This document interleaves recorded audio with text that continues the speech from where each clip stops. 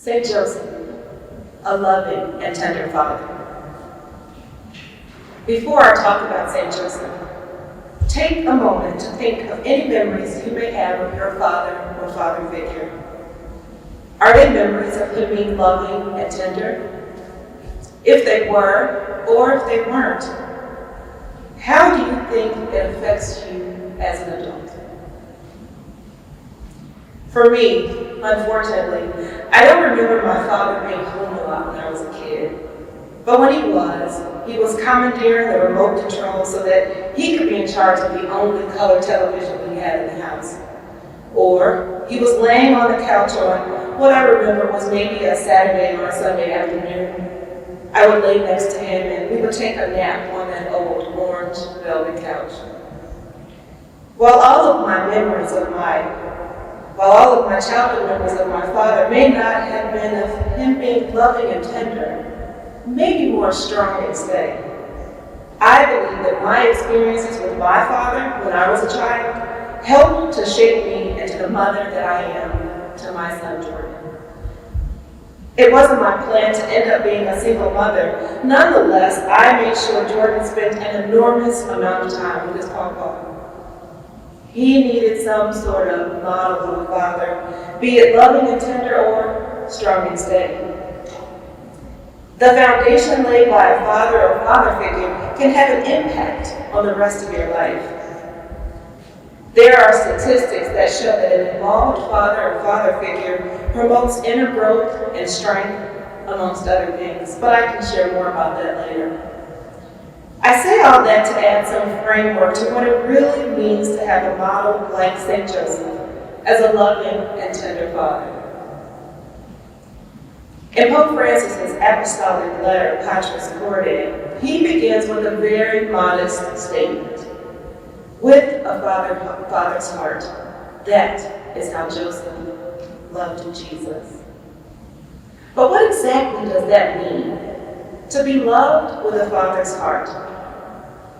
I don't know about you, but I honestly hadn't given it much thought until recently.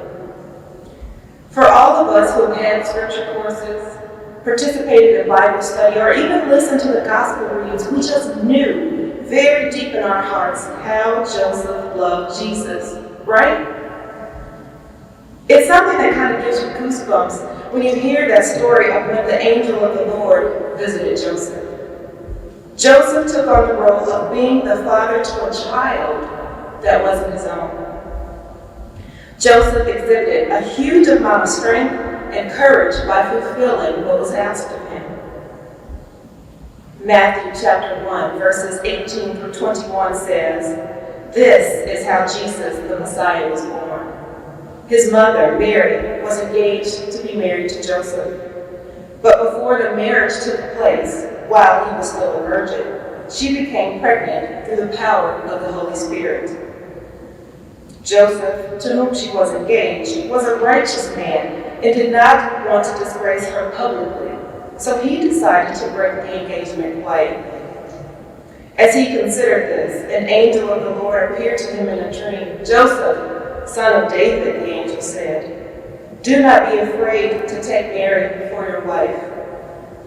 For the child within her was conceived by the Holy Spirit, and she will have a son, and you are to name him Jesus, for he will save his people from their sins.' That strength, that commitment, isn't something that comes naturally to all of us. It is truly something only ordained by God. Fatherhood, just like priesthood, is a vocation. St. Joseph, just like many of you, responded to a call, even though at times it may not make sense, and even though at times it may be difficult. It reminds me of what the Apostle Paul said to the Thessalonians in the second book of Thessalonians, chapter 1, verse 11. So we keep on praying for you, asking your God to enable you to live a life worthy of his call. May he give you the power to accomplish all the good things your faith prompts you to do. St. Joseph was faithful indeed. He lived a life worthy of his call because Joseph chose to walk a path that wasn't a part of his original plan. Joseph was going to get married. He and Mary were going to follow all the traditional wedding plans of their time. They'd move in together, and then they'd start a family. But it didn't happen that way. Joseph heard a call which required him to take a risk, a tremendous leap of faith. When Bishop Perry was here with you in January, he described Joseph as an upright man, sensitive and in tune to the will of God. Again, while it wasn't his plan to follow this call, it was the will of God. As I thought about what I felt was most important to share with you tonight about St. Joseph, a loving and tender father, I came up with 4 attributes that are significant, I believe, to who St. Joseph is to me, and hopefully to all of us. First, St. Joseph can be called a loving and tender father, but he was also righteous. The dictionary defines righteous as a person or conduct that is morally right or justifiable, virtuous. In the stories we've read in the Bible, Joseph always did what was morally right and what was justifiable. Just as Matthew chapter 5, verse 6 tells us, "Blessed are they who hunger and thirst for righteousness, for they will be satisfied." Once he received that direction from the angel, once Joseph received his marching orders, if you will, he went about his life as a devoted husband and a loving father, taking care of his new family. Joseph presented himself to be someone who was satisfied. Second, St. Joseph can be called a loving and tender father, but he was also obedient. Joseph knew it wasn't right for him to take Mary as his wife since she was already pregnant. And even as he considered divorcing her, he was very conscious about doing it quietly so as not to expose her to shame. When Joseph awoke, he did as the angel of the Lord had commanded him and took his wife into his home. Matthew chapter 1, verse 24. The restraint Joseph exhibited when faced with this command is admirable. He no longer thought about what he needed or what he wanted. He was most concerned with the immediate needs of Mary and the future of his family. Third, St. Joseph can be called a loving and tender father, but he was also a protector and a provider. I recently read an article published by the National Fatherhood Initiative about the harm that comes from the absence of fathers in their children's lives. And although the article is referencing what the research says about today's dads, I think it is important to mention in relation to Joseph. According to their research, children who do not have their fathers in their lives are more likely to carry guns and deal drugs, are more likely to live in poverty, are more likely to be mistreated, and are more likely to be absent fathers themselves. There's no historical record of what the research said about fathers' involvement in their children's lives in Joseph and Mary's time, but it wouldn't take statistics to assure that a man like Joseph would step up to the challenge of being present, protecting, and providing for the Holy Family. Before Jesus was even born, they left their home in Nazareth and journeyed to Bethlehem to keep the family safe. Therefore, the Lord will give them up until the time when she who is to birth is born. Then the rest of his kindred shall return to the children of Israel. Micah chapter 5, verse 2. And even when Jesus was a young boy, Joseph did whatever he could to find his son after he was unintentionally left behind in Jerusalem. He protected and provided for his family flawlessly. Fourth, St. Joseph can be called a loving and tender father, but he was also quiet. Joseph does not have one single spoken word in the Bible, yet he had an almost Herculean presence in his role as a father and as a husband. When thinking about how quiet Joseph was, it struck me. His lack of words was very different from how other significant characters are portrayed in the Bible. Don't you think? Every year I do a guided Bible plan through the Bible app on my phone. For the past 3 years, I've done the same one because it covers the entire Bible in a year. And consequently, I always find something different that stands out, something that I didn't pick up on the year before.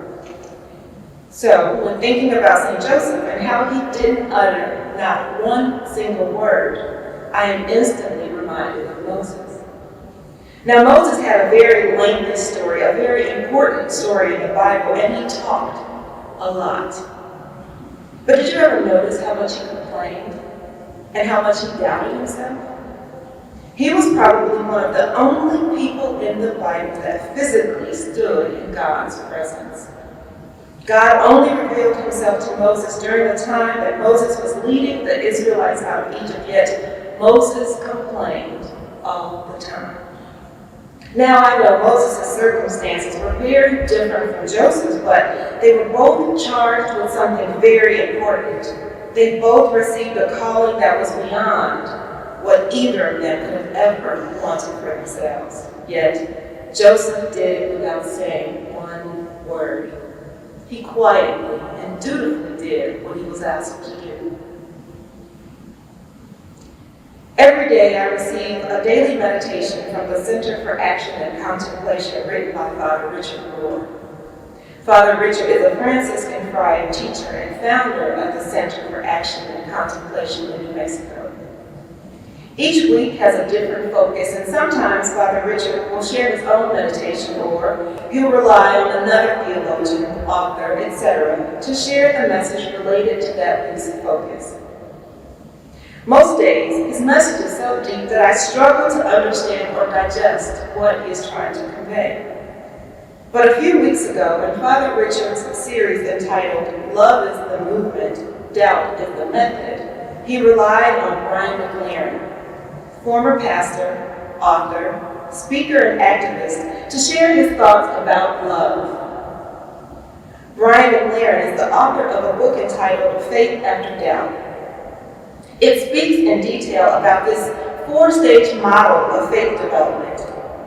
Quoting Father Richard, Brian McLaren shares brilliantly how doubt has often been a tool of love, drawing him ever closer to the heart of God. In reading that day's meditation while preparing for this reflection, I had an aha moment. In all that Joseph went through when faced with Mary's pregnancy, whatever doubts he may have had, doubt opened his eyes to embrace the love that was in his heart because of the faith he had in God. For we walk by faith, not by sight. 2 Corinthians chapter 5, verse 7. As we gather together in this chapel tonight, there's an invitation extended to each of you to grow into loving and tender priests. Soon, some of you will be known to your communities as Father. This is more than a title. It becomes who you are. The people in your parishes will look to you to be loving and tender. People will rely on you to be present in moments of great difficulty and in moments of great joy. As you walk through your formation here at Mundelein, use your time to grow in righteousness. Recognize every day that God is calling you, and sometimes it will be to the unexpected. Grow in obedience, not just to your bishop, but to God. Like St. Joseph, come to learn that your life is not your own. Celebrate that in your vocation as a priest, God will use you as protectors and providers. You will be entrusted to accompany people in moments of great vulnerability. The words you speak should always be used to provide comfort and love. Cherish the quiet. Be quiet and faithful. Dutifully do what you are asked to do. Your yes to God's call in your life begins you on this journey of becoming loving and tender fathers. As disciples of Jesus, all of us are called to be loving and tender. Why? Because that is who God has been to us. We are blessed to have St. Joseph as a great witness to what a loving and tender father looks like.